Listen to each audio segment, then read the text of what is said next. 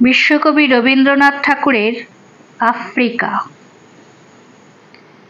উদ্ভ্রান্ত সেই আদিম যুগে স্রষ্টা যখন নিজের প্রতি অসন্তোষে নতুন সৃষ্টিকে বার বার করছিলেন বিধ্বস্ত, তার সেই অধৈর্যে ঘন ঘন মাথা নাড়ার দিনে রুদ্র সমুদ্রের বাহু প্রাচী ধরিত্রীর বুকের থেকে ছিনিয়ে নিয়ে গেল তোমাকে আফ্রিকা।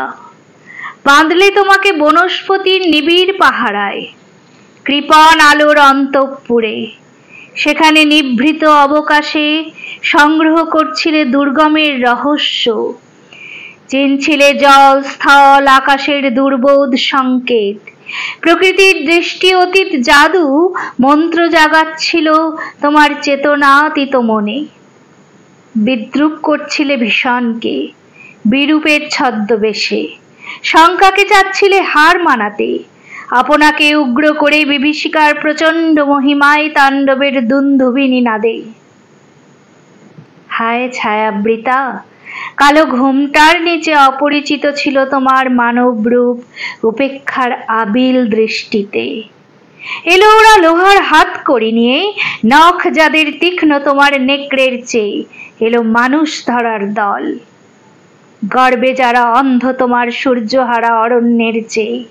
সভ্যের বর্বর লোভ নগ্ন করলো আপন নির্লজ্জ অমানুষতা।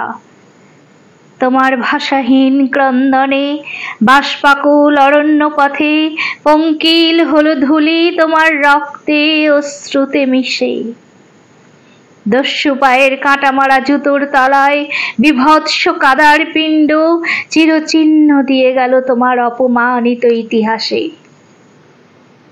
সমুদ্র পাড়ে সেই মুহূর্তেই তাদের পাড়ায় পাড়ায় মন্দিরে বাজছিল পূজার ঘণ্টা। সকালে সন্ধ্যায় দয়াময় দেবতার নামে শিশুরা খেলছিল মায়ের কোলে, কবির সঙ্গীতে বেজে উঠছিল সুন্দরের আরাধনা। আজ যখন পশ্চিম দিগন্তে প্রদোষকাল ঝঞ্ঝা বাতাসের ঊর্ধ্বশ্বাস, যখন গুপ্ত গহ্বর থেকে পশুরা বেরিয়ে এলো, অশুভ ধ্বনিতে ঘোষণা করলো দিনের অন্তিম কাল। এসো যুগান্তের কবি, আসন্ন সন্ধ্যার শেষ রশ্মিপাতে দাঁড়াও ওই মানহারা মানবীর দ্বারে।